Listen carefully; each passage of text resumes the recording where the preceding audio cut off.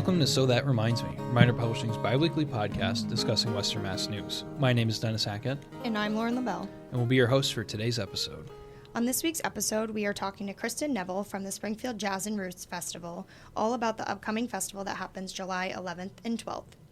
We would also like to make mention that the Reminder is a sponsor of this year's Jazz Festival. So Lauren, we're back again. It feels like we've been recording podcast episodes like every week at this point because we have been. We're professionals now. That might be a reach, but we're definitely getting into the swing of doing this a lot. Because we obviously this week's episode we recorded a week ahead of time, but we've been back to back basically the whole month of June. So, yeah.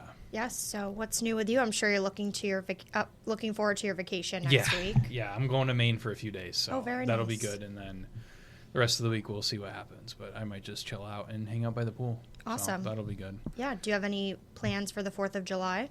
At this point, not really. I'll probably play it by ear. Maybe just hang out by the pool. Maybe do something around here. Obviously, if you haven't listened to last week's episode, or 2 weeks ago's episode at this point, we dished on all the upcoming 4th of July celebrations. So there's plenty for me to go check out and for anybody listening to go check out too. Yes, there's definitely a lot going on in the area. So yeah.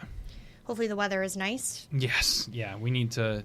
Right now, it's about 100 degrees outside, it feels like, but hoping in the midst for some of a heat wave. Yep. Hope for some cooler weather as that comes. Lauren, do you have any July 4th plans at this point? I am going to Newport for the weekend, so just spending the weekend there, hopefully going to the beach, going downtown. Nice. Yes. And then this will have already happened, but the Reminder team is going to the Woo Sox on the July 3rd or 2nd. So we'll have been there. Sorry, it's hard to speak behind when you're recording ahead, but yeah. So we did that last night. I guess. That'll be my first time going to Polar Park. So yeah, I'm looking forward to that. That'll be fun. Yeah, and the way it's gonna work out, I'm actually gonna be able to go to that too, where I'm gonna be leaving Maine that day. Oh, so good. I'm just gonna stop there on the way home. Awesome. And then do that, but yeah. All right, I think that's enough chit-chat. We're going to jump into our interview with Kristen Neville after a quick break. Get ready for an unforgettable weekend of music, culture, and community at the Springfield Jazz and Roots Festival, happening July 11th and 12th in downtown Springfield. Presented by Blues to Green, this free festival features top-tier live performances, delicious local food, art, dance, and family fun, all in the heart of the city. Admission is free, but your support helps keep the festival going strong. Learn more and donate at SpringfieldJazzFest.com. That's SpringfieldJazzFest.com. We get it. You're busy, but you want to be connected to your local community. If you're not reading The Reminder, Western Mass's free weekly newspaper, you're missing out on the heartbeat of your town. Stay in the loop with all the latest buzz, from local stories to community updates and exciting events. It's all in The Reminder. Just log on to thereminder.com and dive into the hometown news you love. To subscribe to receive The Reminder at your home, call 413-788-1316. Don't miss a beat. Your town, your stories, your community for over 60 years. The Reminder. We are hometown news. All right, so we are here with Kristen Neville, the executive director of Blues to Green. So just to kind of get started, what is the Jazz and Roots Festival? What is it, or when is it? What is it? Just kind of like a general overview of what the event's going to be. Okay. So this will be the 12th year of our annual Springfield Jazz and Roots Festival.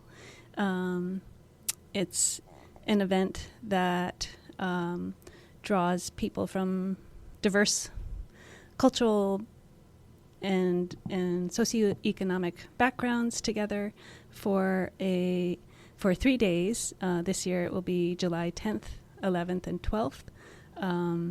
So the evenings of the 10th and 11th, and then all day Saturday for performances of jazz, blues, Afro-Caribbean, funk, and global roots artists, alongside local performers, arts vendors, local food vendors, and family arts activities. all in downtown Springfield. Awesome. And where specifically in downtown Springfield will the festival be? It will be centered around Stern Square. So our activities on Saturday will take place at Stern Square, primarily with our main stage, but then also at the new Hope Center for the Arts, which was formerly City Stage. So that's at 150 Bridge Street. And so we'll have programming indoors at that center throughout the day, so people can move throughout the area from Stern Square through Tower Square Park and over to the Hope Art Center. Got it. And you mentioned, so this is the 12th annual festival. So how did this festival get started? I married into a musical family from New Orleans. My husband Charles was the saxophonist brother of the Neville Brothers Band from New Orleans, and they toured around the country and the world for many years. We lived here in Western Mass, in my hometown, and I wanted to start an organization that would use music and the arts to bring people together and to help promote positive environmental and social change. And I connected with other folks in the Springfield area who were, working in the arts. I was part of on the board of a youth arts program called the Performance Project. Through that, I met Evan Plotkin, who is a big supporter of the arts in the city and was involved with the Hoop City Jazz Festival. And he was very interested in bringing a music festival back to downtown. So our interests and missions aligned, and so that became the first project of this new nonprofit called Blues to Green. And so sort of leveraging some connections that my husband Charles had in the music industry, and people in the production realm, as well as different artists from New Orleans and other places. We pulled together the first festival in 2014 and have been going strong since then. That's great. Then how has it evolved over the years?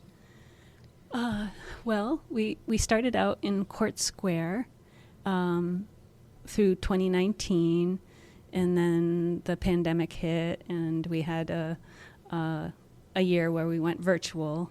And then when we came back, we relocated to the Stern Square area, and there was some pending construction in Court Square with the historic Elm Street building there. And so we kind of had to find a new home, and over there it was in closer proximity to some businesses, some venues, and being part of the downtown dining district. So we were able to integrate the festival more with the surrounding businesses and support them by drawing visitors right to their front door. And we we started with one stage and evolved to 2 stages, and now we're evolving to actually having an indoor venue, and so the 2 nighttime performances in that venue are ticketed, although it'll be a donation ticket. So that's a new direction for the festival, and having an indoor space, which with uncertainties around weather and if it will be like extremely hot or rainy, it is nice to have a space where people can go and get out of the weather. And there's some different opportunities, like with this new space, which will be like a state-of-the-art facility, and they just installed, a brand new sound system and a large screen behind the stage, and there's various studio spaces for arts and video production and such. So we're trying to spotlight what that center has to offer. So we have an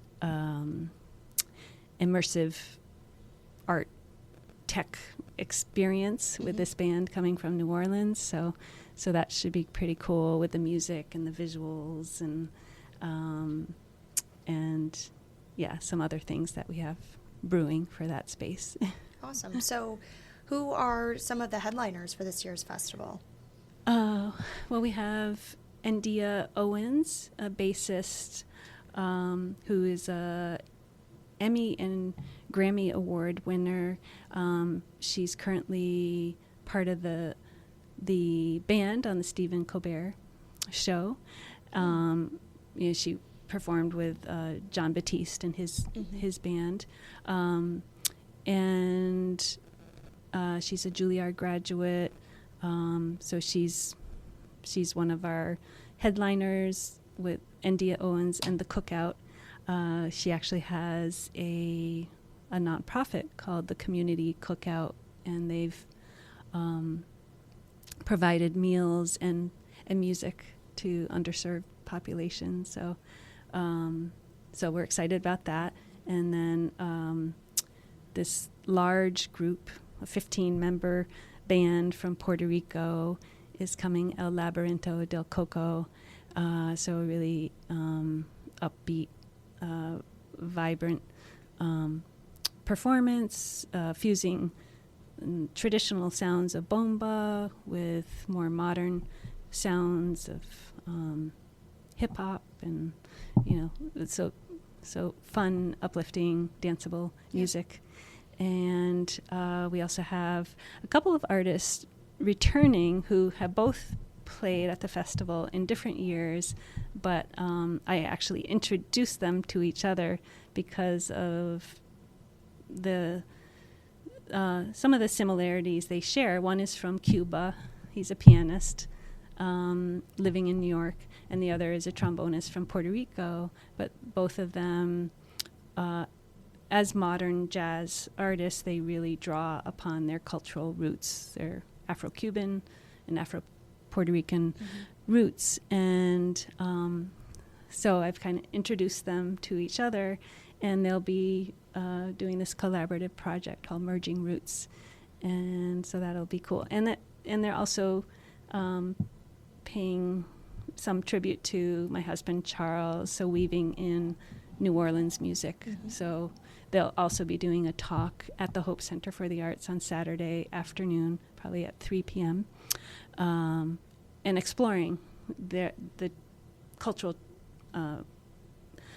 roots that they each have, and some of the similarities between them, some of the differences, but also tying that to New Orleans music and culture. Very cool. Wonderful. And we'll be back to our interview with Kristen Neville after a quick break. Every month, Reminder Publishing's Go Local magazine features the best Western Mass and Northern Connecticut businesses, with articles on new storefronts, coffee shops, restaurants, and more. Go Local magazine is your resource to find the best businesses to frequent in the area. Go Local also features original recipes, how-to pages on festive crafts, a listing of places to go, and experiences to enjoy over the course of the month, and so much more. Pick up Go Local magazine at hundreds of businesses, banks, gas stations, and restaurants all over Western Mass and Northern Connecticut. Or check out Go Local magazine at thereminder.com. So you mentioned that for the indoor performances, there is a recommended ticket donation. So kind of going off of that, what do the donations go toward? And also, is the festival paid in any way beyond that? So the donations go to support the festival, to support the organization putting on the festival, which is Blues to Green, and just helping us to, cover the expenses of the event. We try to have this be as accessible as possible, so people of all walks of life can attend and have access to incredible music and arts experiences. So those who, have the means to make a donation helps just keep it accessible and keep it going and enable us to do this year after year. Okay. And then kind of going off of that, you've mentioned your nonprofit Blues to Green a few times. Do you mind telling us a little bit more about what you do and what beyond the festival you guys do? Okay. Yeah. So the festival is our main program. And then in the last 4 years, we started a new program called the Legacy Education Project, which was inspired by my husband, Charles, who actually passed away in 2018. And inspired by his life and music, and whenever he had an opportunity to share his life story with people, it was pretty profound.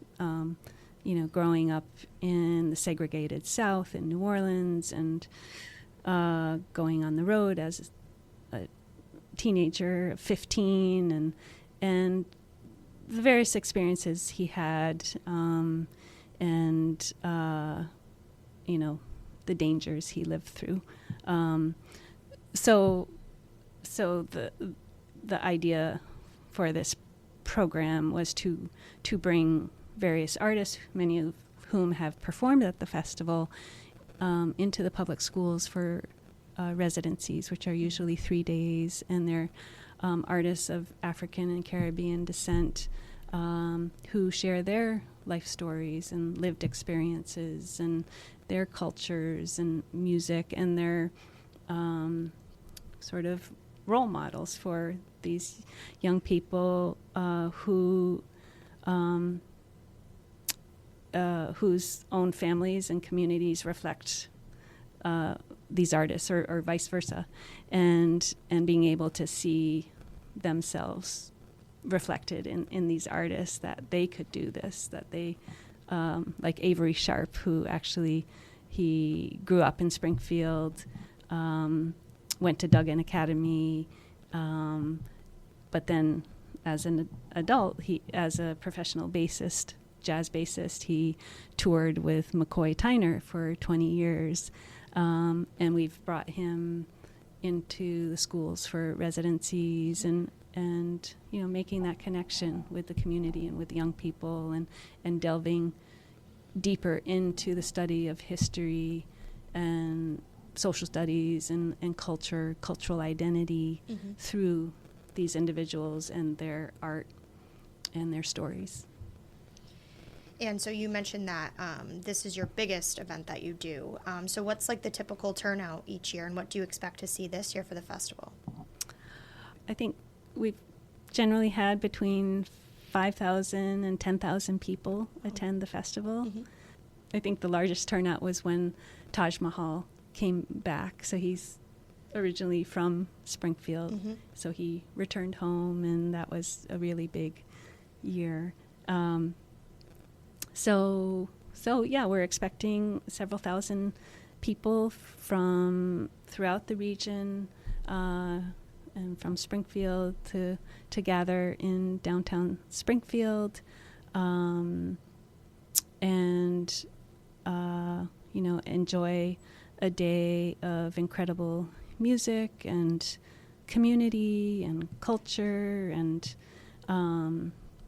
community spirit. It's very uplifting, joyful experience. There's the music on the stage, but there's also the art vendors that are sharing their creative creations, and local artists who are leading various art activities for all ages. And we'll have a DJ tent in Tower Square Park with music. There'll be some dance. There'll be the immersive tech experience at the Hope Center, as well as some hip-hop dance, and a little bit of something for everybody. And it really shines a positive spotlight on the city, on its cultural offerings, its local artists, its local businesses, and brings people together in community. It's really a wonderful experience. Yeah. And speaking of the vendors, what type of vendors will be at the festival? And are you still accepting vendor applications? No, we're not accepting any more at this point. So they're vendors who create their own clothing and jewelry or artwork or body lotions and soaps and various things, and then different food vendors of different ethnic cuisines will be there, and White Lion Brewing will be there supplying beverages, and that's a bit of it. And then you mentioned that there are obviously going to be arts vendors in addition to kind of the musical arts. How important do you think it is to kind of bring those two together and kind of combine them in this large cultural event for the city? It's just supporting the creative economy, supporting creatives of all kinds, giving them an opportunity to show and sell their wares, and I just met with someone with Make It Springfield, and they were talking about a number of musical artists and DJs who have been performing in their space, and so we're going to incorporate them into the festival, even though we won't have an official stage for them, but just the opportunity for them to perform for a large audience, to be seen and have that exposure is really valuable, and for people to see, who's out there and who's creating, and all the many wonderful in different ways. That's great. What are you most looking forward to from this year's festival? I am really inspired by the creative collaborations that happen, whether it's with other community organizations like the Community Music School and the Springfield Cultural Partnership, which will be, coordinating the arts activities, and or with Make It Springfield and the Hope Center, like just creating these new opportunities and collaborations, and then on the stage, like the collaboration with William Cepeda and Elia Villafranca, just to sort of be a catalyst for connections to be made, and something new and special to come out of that, and and the opportunity to present something pretty new and different and cutting edge with this group called Waterseed from New Orleans, that does the immersive tech stuff, that just exploring new territory, and the genre bending, or the genre fluidity, and like the first couple artists on the main stage on Saturday, Suadella, I'm not sure actually how to pronounce it, Suadella Love Experience, a local musician, Christina Colon, who's going to do a jazz improv set. So just that, the freedom of improvisation, and then followed by Richard Paris Scott and the band, and the genre and gender fluidity of that performance and performer. So just and people, all different kinds of people coming together. That is really the beautiful thing about the festival that you don't see a lot of. Yeah. So. And do you accept volunteers to help with the festival? We sure do. And if people would like to volunteer, how would they go about doing that? To go to our website, springfieldjazzfest.com, and go to the volunteer page. So springfieldjazzfest.com/volunteers, and you can sign up there, and then someone will be in touch with you. So I think the shifts are of a few hours, doing different things, greeting people as they come in, or helping to set up the site, or helping with artist hospitality and stuff like that. Yeah. All right. I think that pretty much covers most of the questions we have. Is there anything else you want to add about the festival?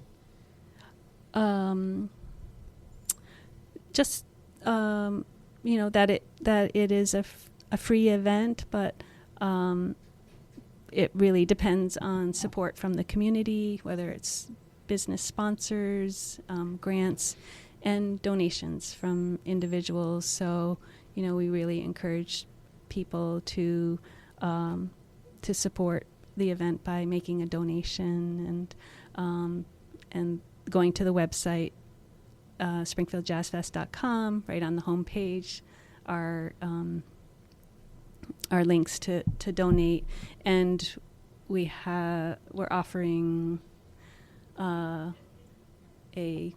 special button, a commemorative button for a donation of $10. There's the opportunity for VIP access in a air-conditioned space at the Community Foundation with, light refreshments and bathrooms for like $50. And I think there was something else. Oh, a raffle. So you can be entered into a raffle for tickets to the Thunderbirds or to the Hope Center or nearby restaurants. So we're just encouraging people to support the event so that everybody can enjoy it. Awesome. Well, thank you very much for coming in and speaking to us. It was a good interview. All right, glad to have you. Glad to be here. Thank you. And that wraps another episode of So That Reminds Me. We'll be back with another episode in 2 weeks. Thanks for listening to So That Reminds Me, produced by Western Massachusetts news source Reminder Publishing. Don't forget to subscribe to the podcast, find the latest news at thereminder.com, and follow Reminder Publishing on Instagram at Reminder Publishing, on X at The Reminder MA, and on Facebook. Reminder Publishing, we are hometown news.